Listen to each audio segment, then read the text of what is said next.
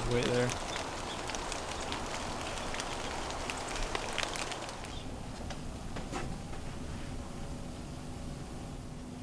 Today we'll be analyzing the last scene from the movie Citizen Kane. We will be taking a look at certain aspects of the film such as mise-en-scène, sound, editing, cinematography, and narrative. The first aspect we will be taking a look at is narrative. The narrative of this story is that a man dies, yet no one knows anything about his last words and what they mean, and there's a desperation to figure out what these words mean. This translates into the narrative scene, which is that no one found out what Rosebud was.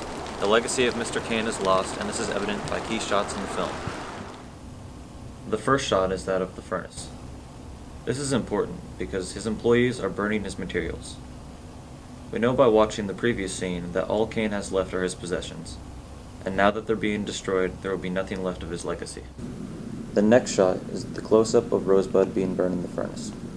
Rosebud is the representation of Kane's childhood, and its destruction is a reminder that he never was able to have a childhood. The last shot of the scene is that of Kane's castle. This is important to the narrative because it represents the only thing that'll last from Kane's life, his wealth. Sound also plays a pivotal role in this scene because it is felt more than it is noticed. The sound and the camera work cohesively to get the full effect of this scene.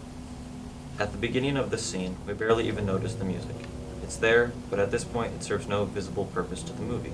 It almost seems as if the story is over. As the camera is panning through all of Kane's stuff, the music is progressively getting louder until it reaches the climax, which is the reveal of Rosebud. The music of the scene is not only used to increase the epicness of the scene, but also to convey space. Flashback to the establishing shot of Kane's stuff, the music is barely noticeable and really gives us a sense of how vast his collection is. Flash forward to the smoke leaving the chimney, and the music seems to fade out as Rosebud travels to the vast atmosphere to be lost forever. Music is used in combination with editing to provide a sense of tension to the scene and magnitude about the reveal of Rosebud. The editing for the scene provides a smooth transition from shot to shot by using dissolves instead of cuts.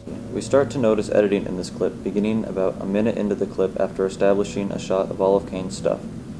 We dissolve to a new part of the warehouse that's a little closer in.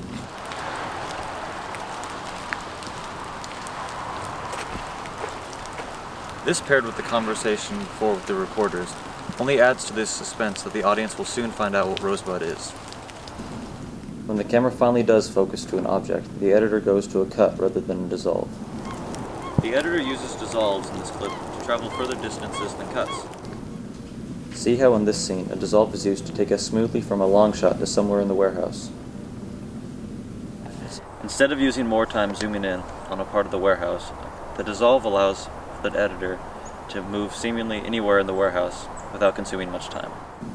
The cut, however, was used instead of zooming in because we could already see the toboggan, and the cut just brought us close enough to see that it was a long sought after Rosebud. Finally, the editor is able to incorporate familiar image in this last part of the clip because the no trespassing sign, castle, and fence were all featured in the beginning of the film as well. Now that we've covered sound and editing, it's time to move on to cinematography. Cinematography is anything that relates to the camera, and so when analyzing this clip, we need to understand why they used the shots they did. Now, as I have referenced earlier, this scene starts off with an establishing shot. Now, an establishing shot has one purpose, which is to set the scene where the action will be taking place, and is almost always used in the beginning of the film. The cinematographer and the editor use this scene to give an overview of just how wealthy Kane was, because throughout the movie, the audience has heard of his wealth, but in this clip, we actually get to see the massive wealth that he possessed. This also shows that all of this stuff is just the legacy that Kane is leaving behind. There is fairly hard lighting as the sled is being thrown into the fire.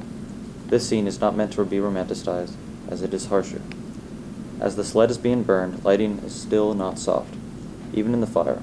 This absence lets the viewer know that the burning of the sled is not a positive action.